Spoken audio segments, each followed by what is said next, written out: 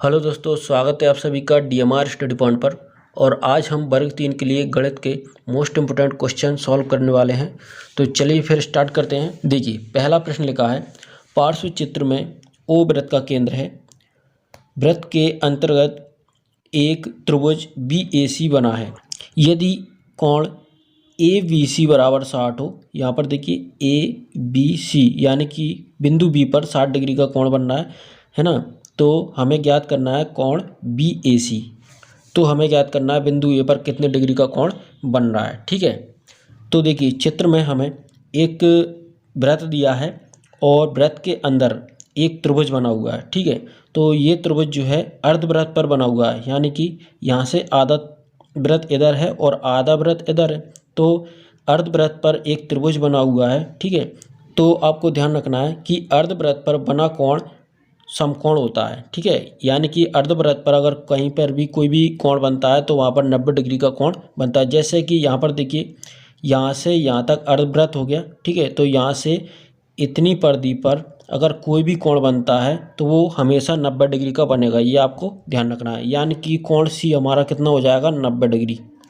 ठीक है, और एक कोण हमें दिया है 60 डिग्री और हमें पता करना है कोण A। ठीक है, तो हम जानते हैं कि त्रिभुज के तीनों कोणों का योग कितना होता है, 180 डिग्री। तो हम क्या करेंगे, कोण A प्लस कोण B प्लस कोण C बराबर होता है कितना, 180 डिग्री। कोण A की वैल्यू हमें पता करना है। ठीक है, तो कोण A प्लस कोण B का मान हमें दिया 60 डिग्री प्लस कोण C का मान हमारे पास है 90 डिग्री, क्योंकि अर्धवृत्त पर बना कोण कैसा होता है, समकोण, यानी कि 90 डिग्री का। तो यहाँ पर हम कोण C की जगह लिखेंगे 90 डिग्री बराबर 180 डिग्री। अब देखिए, कोण A प्लस 60 और 90 जोड़ देंगे तो हो जाएगा 150 डिग्री बराबर 180। कोण A बराबर, इसका पक्षांतर कर देते हैं तो 180 माइनस 150, 150 इधर आ जाएंगे, यहाँ पर प्लस के हैं तो इधर आकर के माइनस को हो जाएंगे। तो कोण A बराबर हो जाएगा आपका 30 डिग्री। ठीक है, तो इस प्रकार से हम कोण A की वैल्यू पता कर चुके हैं, 30 डिग्री। तो यहाँ पर आपको इतना ध्यान रखना है कि अर्धवृत्त जो है उस पर बना कोण हमेशा कितना होता है, समकोण होता है, यानी कि 90 डिग्री। ठीक है, तो यहाँ पर यहाँ से यहाँ तक की परिधि पर कहीं पर भी कोण बनता है तो वो 90 डिग्री का होगा। ठीक है, चलिए अगला प्रश्न देखते हैं। चित्र में चक्रीय चतुर्भुज ABCD की भुजा AB बाह्य बिंदु E तक बढ़ाई गई है। तो ये चित्र दिया हुआ है और इसमें एक चक्रीय चतुर्भुज ABCD है।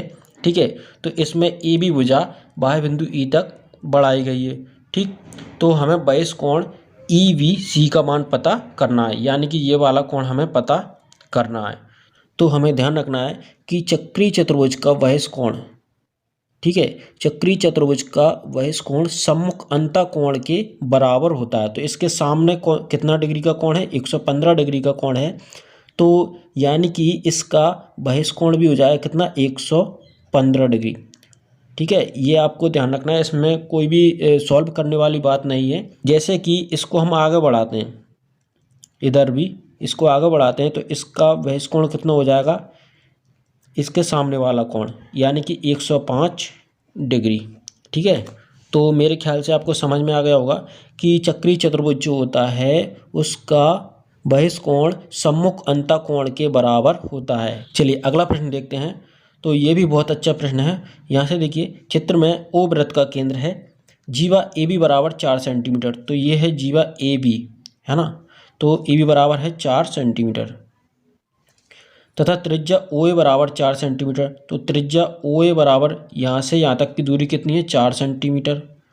तो ध्यान रखिएगा, OB बराबर भी 4 सेंटीमीटर होगी, क्योंकि ये भी क्या है, वृत्त की त्रिज्या है। तो वृत्त पर एक बिंदु C है, ये बिंदु C है। तो कोण ACB, यानी कि यहाँ से ACB का मान हमें पता करना है। वृत्त में देखिए, AO बराबर 4 सेंटीमीटर, OB बराबर 4 सेंटीमीटर और AB बराबर भी 4 सेंटीमीटर। यानी कि वृत्त के अंदर ये त्रिभुज जो बन रहा है, त्रिभुज कौन सा, AOB।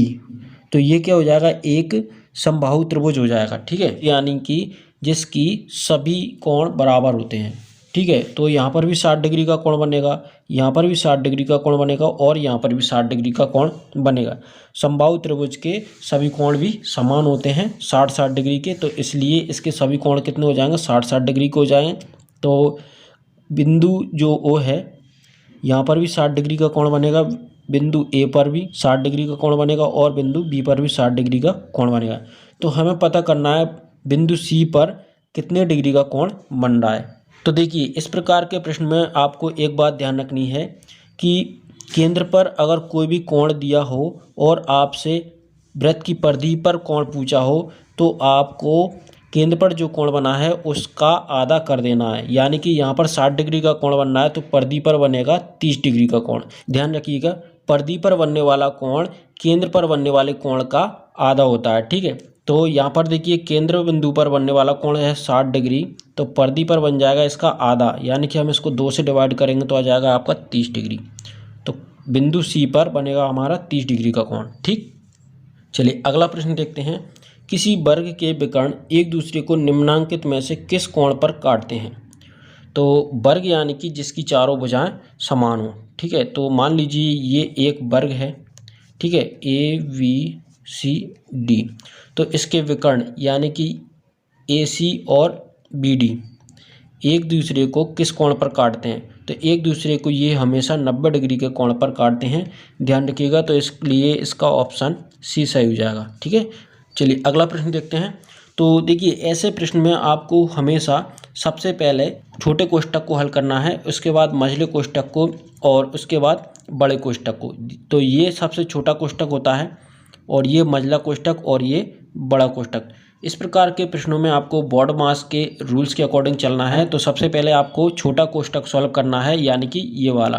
तो देखिए 5 माइनस बड़ा कोष्ठक, 4 माइनस मझला कोष्ठक, इसके बाद 3 माइनस, अब इसके अंदर हमें सॉल्व करना है छोटे कोष्ठक के अंदर। तो देखिए 3 प्लस के और 3 माइनस के ये दोनों कट जाएंगे, तो इसलिए यहाँ पर बचेगा माइनस के 6।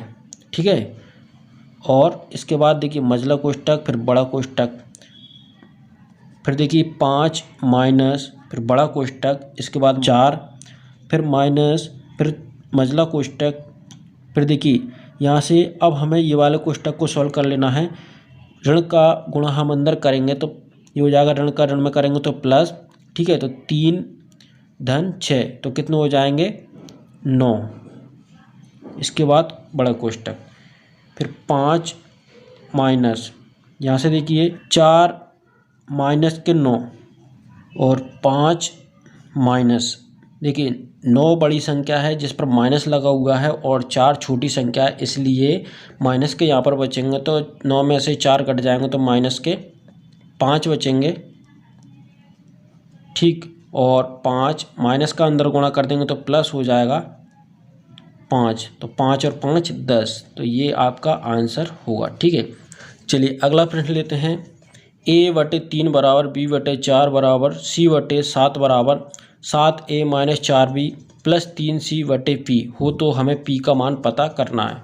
तो इस प्रकार के प्रश्नों में आपको डायरेक्टली क्या करना है, A/3 लिखा है तो A का मान आपको 3 रखना है, B का मान 4 और C का मान 7 यहाँ पर इस इक्वेशन में रख देना है। ठीक है, तो 7 गुणा A की जगह पर हम रखेंगे 3 माइनस 4 गुणा B की जगह पे हमें रखना है 4 प्लस 3 गुणा C की जगह पे हमें रखना है 7 बटा P। ठीक है, तो इनका गुणा कर लेंगे, 7 तिया 21 माइनस 4 चौक 16 प्लस 7 तिया 21 बटे P। ठीक है, तो 21 और 21 हो जाएंगे 42 माइनस 16 बटे P बराबर हो जाएगा, इसको हम माइनस कर देंगे तो यहाँ पर बचेगा 6 और 3 में से 1 गया तो 2 बटे P, यानी कि P की वैल्यू हो जाएगी 26। ठीक है, चलिए अगला प्रश्न लेते हैं। लिखा है 2/3 गुणा 3/5/6 भागित 1 सही 1/4 का 2/3 बराबर क्वेश्चन मार्क। ठीक है, तो इसकी वैल्यू हमें पता करना है। तो इसको देखिए कैसे सॉल्व करते हैं। 2/3 गुणा 3/5/6 भागित, इसको हम सही भिन्न में बना लेते हैं। तो 4 का गुणा 1 में करेंगे 4 एकम 4 और जो भी आया उसको हम ऊपर जोड़ देंगे। ठीक है, तो 4 और 1 5, तो 5/4 का मतलब होता है गुणा, तो इसको हटाकर हम गुणा का चिन्ह लगाएंगे, हो जाएगा 2/3। ठीक है, तो सबसे पहले हम बॉडमास के नियम के अनुसार का को सॉल्व करेंगे। तो देखिए 2 से 4 कट जाएगा, 2 एकम 2 और 2 दूनी 4, तो यहाँ से बचेगा 2/3 गुणा 3/5/6 भागित, देखिए 5 का गुणा 1 में करेंगे तो 5/2, यहाँ से बचे तो 2 का गुणा 3 में करेंगे 2 3 6। आगे देखिए 2/3 गुणा 3 ऐसे ही बटे 5/6। अब जब भी आपको इस प्रकार की सिचुएशन मिले कि आपके बटे की जो संख्या है और भाग में हो, तो आपको क्या करना है, भाग के चिन्ह को बदल के गुणा में कर देना है और ये जो संख्या है लास्ट वाली इनको पलट देना है। जैसे 5/6 लिखा है तो 6/5 आपको लिख देना है यहाँ पर 6/5, तो 6 से 6 आपका कट जाएगा, यहाँ से 5 से 5 कट जाएगा और इधर देखिए 3 से 3 भी कट रहा है, तो कितना आ जाएगा, कितना बचा 2, तो यही हमारा आंसर है। चलिए अगला प्रश्न देखते हैं। देखिए यदि अंडर रूट में 1 + 25/144 बराबर 1 धन x/12 हो, तो इसमें हमें x का मान पता करना है। तो यहाँ से देखिए हम इसके बटे में कुछ नहीं तो 1 मान लेते हैं और 1 और 144 का एलसीएम लेंगे। ठीक है, तो ये अभी अंडर रूट के अंदर ही चलेगा, तो आ जाएगा 144। ठीक है, अब देखिए 1 का भाग हम देंगे 144 में, तो आ जाएगा कितना 144 ही, और 144 का गुणा ऊपर वाली संख्या हम करेंगे यानी कि 1 में, तो हो जाएगा 144 प्लस, अब फिर से वही प्रोसेस करना है, यहाँ पर 144 का भाग 144 में देना है, तो आ जाएगा 1। ठीक है, तो 1 का गुणा करेंगे हम 25 में, तो 25 का 25 आ जाएगा बराबर। इसी प्रकार यहाँ पर भी इसके बटे में भी 1 मान लेते हैं, तो 1 और 12 का एलसीएम लेंगे तो 12 आ जाएगा। अब देखिए 1 का भाग देना है हमें 12 में, तो आ जाएगा कितना 12, और 12 का गुणा करेंगे 1 में तो कितना आ जाएगा 12 प्लस, अब 12 का भाग देना 12 में तो कितना आ जाएगा 1, और 1 का गुणा हम करेंगे x में तो आ जाएगा x। ठीक है, बराबर अंडर रूट में 144 और 25 को हमें ऐड करना है, तो ये हो जाएगा 5 4 9 और 4 और 2 6 और 1/144 बराबर 12 + x/12। तो देखिए यहाँ से देखिए 169 किस संख्या का वर्ग होता है, 13 का, है ना, तो यहाँ पर हम लिख देंगे 13 बटे, और 144 वर्ग होता है 12 का, तो यहाँ लिखेंगे हम 12 बराबर 12 धन x/12।